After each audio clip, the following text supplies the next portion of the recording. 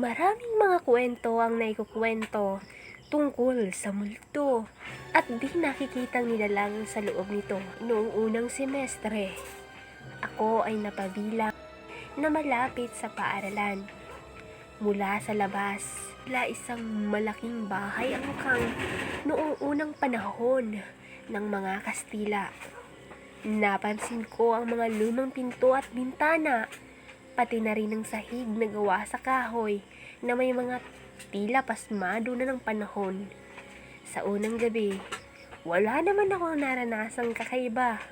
Subalit ng sumunod na gabi, habang ako ay nag-aaral, may narinig akong mga hakbang sa kahoy na sahig sa labas ng aking kwarto.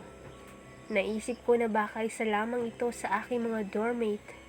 Ngunit nang silipin ko ang labas mula sa aking pinto, wala akong nakita.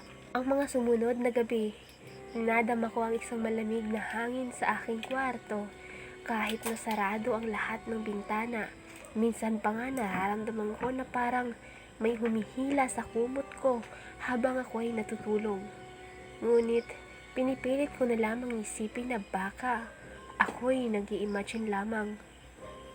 Dahil sa pagod, kinabukasan, tinanong ko ang bantay ng dormitoryo kung may mga kwento bang kakaiba tungkol sa gusali.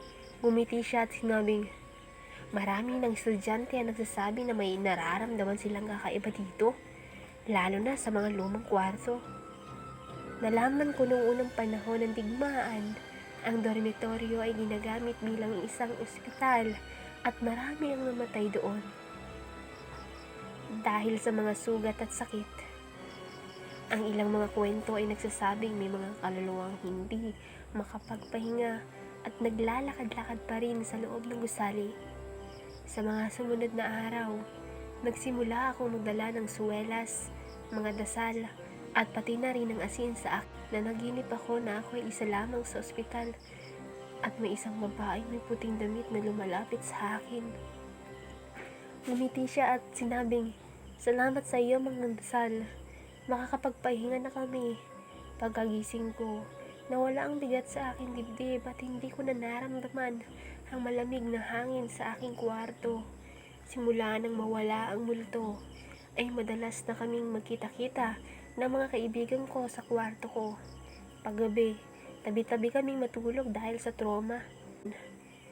Isang gabi nakatabi ko ang crush ko. Grabe, hindi ako makagalaw at ilang ulit pa yung naganap hanggang sa makatulog na kami.